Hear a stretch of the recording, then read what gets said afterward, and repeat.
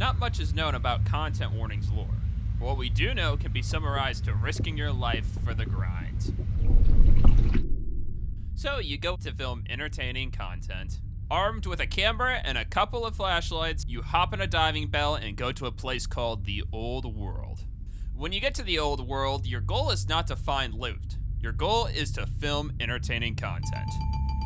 So you and your buddies go and get each other killed to get the best footage. Once you get back from recording your footage, you can render it into a video. One of the very unique features about this game is that you can actually watch the footage you record. Not only can you watch it, but you can also save it to your computer for those very special moments. Find your own my path. God! Oh my gosh, oh my gosh, oh my gosh. There are two forms of currency in content warning.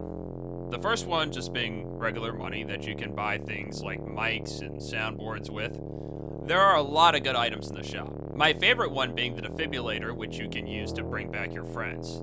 That way you don't have to wait till you leave the map to have them respawn. One of the biggest complaints about Lethal Company was the respawn times, since you would have to wait till everybody left the map before you could respawn.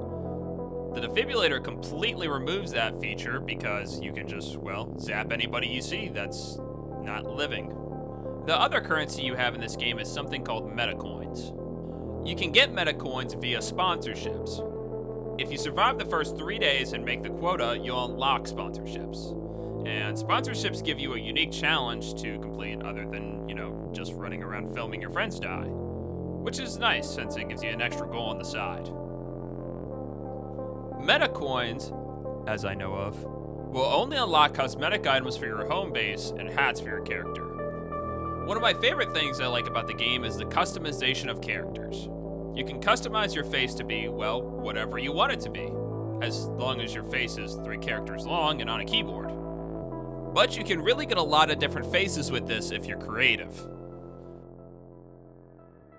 Unfortunately, there are also some big issues I have about this game. The first one is that the game has almost no complex systems.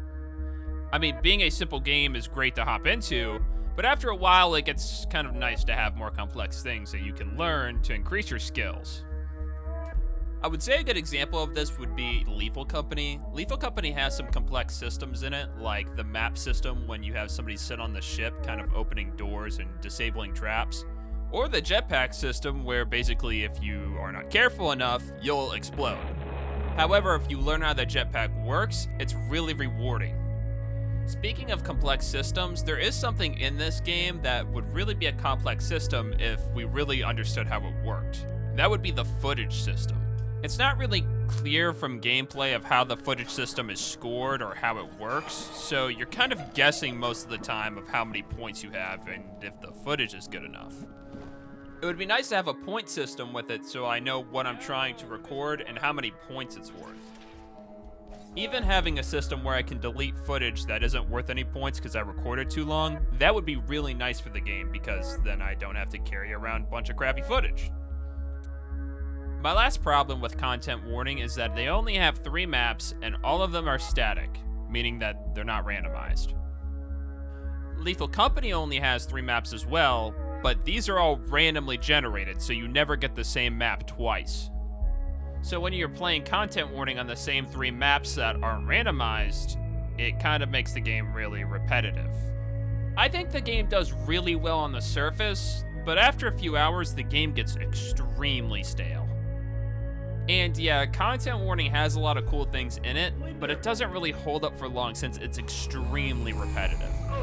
I'm gonna put this game in D tier. I think with some better systems, this game could really shine, but it's overshadowed by the lack of replayability.